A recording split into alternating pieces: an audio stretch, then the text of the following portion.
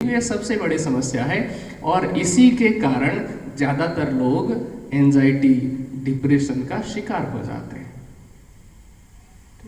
इसलिए मैं कहता हूँ कि किसी भी चीज़ को होल्ड करके मत रखिए, पकड़ करके मत रखिए। इसी को योग दर्शन में अभिनिवेश कहा है। 5 प्रकार की जो माया की शक्ति है उनमें एक है अभिनिवेश, चिपकने की प्रवृत्ति। ठीक है, इसको छोड़ने का तरीका बहुत आसान है, पर आप छोड़ना नहीं चाहते, ये कड़वी सच्चाई है। जैसे मैं आपको एक प्रैक्टिकल बात बताता हूँ। बहुत सारे आप में से बहुत सारे ऐसे लोग होंगे जो चाइल्डहुड ट्रॉमा से गुजर रहे होंगे। ठीक है, आप सबके ऐसे कोई ना कोई ट्रॉमा होंगे जिसको आप रोज एंटरटेन करते हैं। मैं कड़वी सच्चाई बोल रहा हूँ कि आप ध्यान में बैठेंगे तो आप उन विचारों से परेशान होंगे। उन विचारों ने आपको नहीं पकड़ा है, आपने उन विचारों को पकड़ा है। आपके मन में इतनी शक्ति है कि वो चाहे तो उन विचारों को ऐसे जगह पर ले जा करके दफना सकता है जहां से वो विचार बाहर ही ना आए। लेकिन उसके लिए आपको प्रयास करना होगा, आपको संकल्प करना होगा और आपको उन नकारात्मक विचारों को छोड़ने का संकल्प नहीं करना है, आपको सकारात्मकता को पकड़ने का संकल्प करना है। और हमें तो सकारात्मक चीजों को ढूंढने की जरूरत ही नहीं है। आप राज्य को पकड़िए चितवनी में। मुझे कई बार लोग पूछते हैं, क्योंकि कभी कभी जब हम संस्था में रह रहे हैं, समाज में रह रहे हैं, समाज में बाहर जा रहे हैं, तो विभिन्न प्रकार के लोग मिलते हैं। कोई नकारात्मक बात करते हैं, कोई दुष्प्रचार करते हैं, तो बहुत सारी चीजें एक झटके में सामने आती है। और लोग मुझे पूछते हैं कि क्या आपको बुरा नहीं लगता, क्या आपको दुख नहीं होता, क्या आप उनके बारे में नहीं सोचते?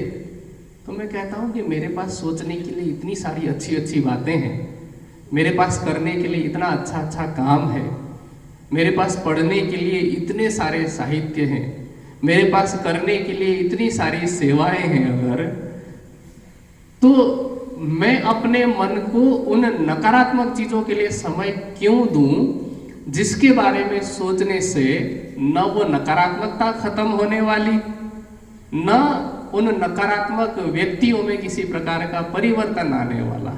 तो इसलिए करना क्या है, श्री जी ने तो यहां तक कह दिया, मैं तो बुराई छोड़ने की बात करता हूं, नकारात्मक विचार को छोड़ने की बात करता हूं। श्री जी तो कहते हैं भली बुरी इन दुनी की, यदि इस संसार की कोई बात है तो चाहे वो अच्छी हो चाहे बुरी हो, जिन देखो चित ल्याए। तो हमारे पास तो राज्य ने इतना अच्छा मार्ग बताया है वाणी के माध्यम से कि संसार में अष्टांग योग की व्याख्या करते करते लोग थक जाते हैं। वाणी में एक ही चौपाई में बात बता देते हैं। यम नियम की बात को राज्य ने कुछ एक आध चौपाई में बताया। कल स्वामी जी ने भी एक चौपाई बताई कि रहवे निर्गुण होए के और आहार भी निर्गुण, साफ दिल सुहागनी कबहु न दुखावे किन। अब हमारे साथ कमी क्या हो जाती है, हम में से बहुत से सुंदर साथ ने आहार भी निर्गुण को भी अपना लिया, पर कबहू न दुखावे किन को नहीं अपनाया। ठीक है, मैं अभी कुछ दिन पहले आदरणीय डॉक्टर प्रवीण जी से किसी विषय में बात कर रहा था, चाय के विषय में मैं बात कर रहा था, चाय पर चर्चा कि क्योंकि उनकी फील्ड तो मेडिकल है, वो साइंस के अब तो विद्यार्थी नहीं, अब तो वो प्रोफेसर है। तो मैं उनसे पूछ रहा था कि चाय और कॉफी इत्यादि पीने के लिए मना किया जाता है, तो मैं समझता हूं कि उसमें निकोटीन है, कैफीन है, तो उसका नुकसान होता है। आप इसको कैसे एक्सप्लेन करते हैं? तो प्रवीण जी ने क्या जवाब दिया पता है कि सुंदर साथ निकोटीन और कैफीन से तो बच रहा है कि एक तरह का, और ये सिर्फ नुकसान नहीं देता, एक तरह से वो दवाई का काम भी करता है, लेकिन जो नुकसान होता है निकोटीन और कैफीन से, उसका 10 गुना ज्यादा नुकसान एक बार गुस्सा करने से होता है।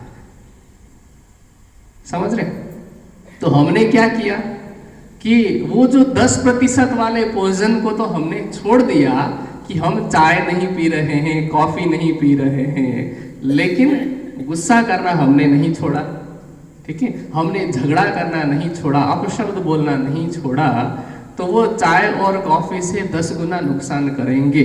लेकिन इसका मतलब ये आप मत निकालना कि चलो चाय कॉफी शुरू कर लेते हैं, चाय कॉफी पीने का कोई नुकसान नहीं, ऐसा नहीं है। वो अपनी जगह पर है। मेरे कहने का तात्पर्य यह है कि आप केवल आहार पर तो ध्यान देंगे लेकिन व्यवहार पर ध्यान नहीं देंगे, तो वो आहार पर किया गया जो ध्यान है, आहार पर किया गया नियंत्रण जो है, वो कोई लाभ नहीं देगा। इसलिए व्यवहार भी बहुत जरूरी है। इसलिए हमारे ऋषि मुनियों ने क्या कहा कि हमें बोलना कैसा चाहिए, अनुद्वेग करम सत्यम प्रियम हितम चयत, कि हमें किसी को उद्विग्न करने वाला नहीं बोलना चाहिए। मतलब कि जैसे शब्द सुनने से हमारा मन जलता है ना, हमारे अंदर पीड़ा होती है, ऐसे शब्दों का भी हमें प्रयोग नहीं करना चाहिए। ये सारे शब्द हमारे ध्यान में बाधा पहुंचाते हैं, हमारी एकाग्रता में बाधा पहुंचाते हैं। इसलिए क्योंकि अभी तो समय लगभग हो चुका है, किसी दिन समय मिलेगा, चाहे वो जूम मीटिंग